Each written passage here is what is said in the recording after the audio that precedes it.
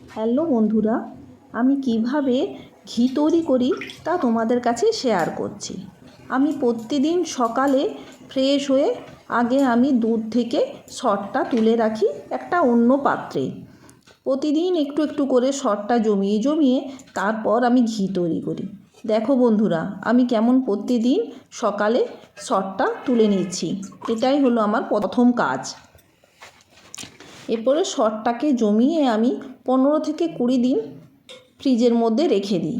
তারপর যখন অনেকটা হয়ে যায় তখন আমি সরটাকে মেরে ঘি তৈরি করি।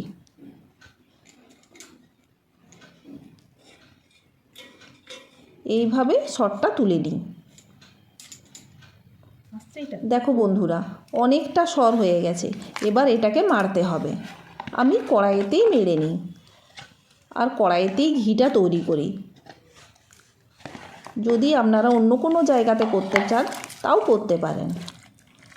আমাদের বাড়িতে ঘোল খায় না বলে আমি ঘোল করি না।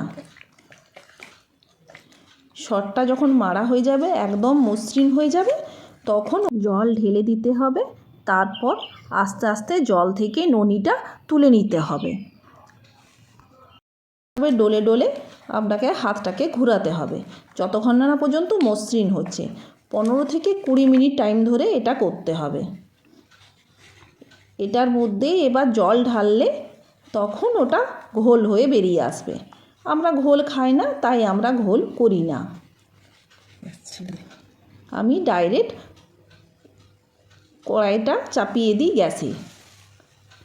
আমার মারা হয়ে গেছে, দেখুন আমি চাপিয়ে দিয়েছি।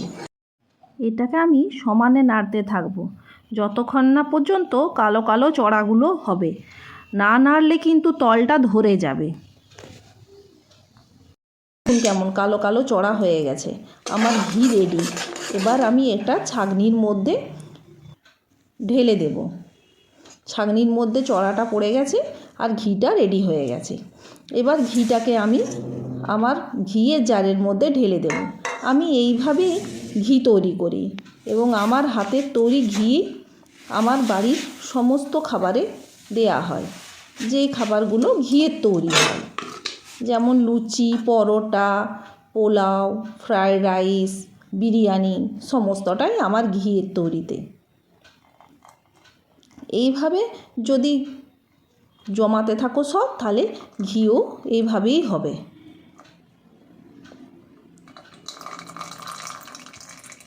বন্ধুরা, কেমন লাগলো আমার ভিডিওটা?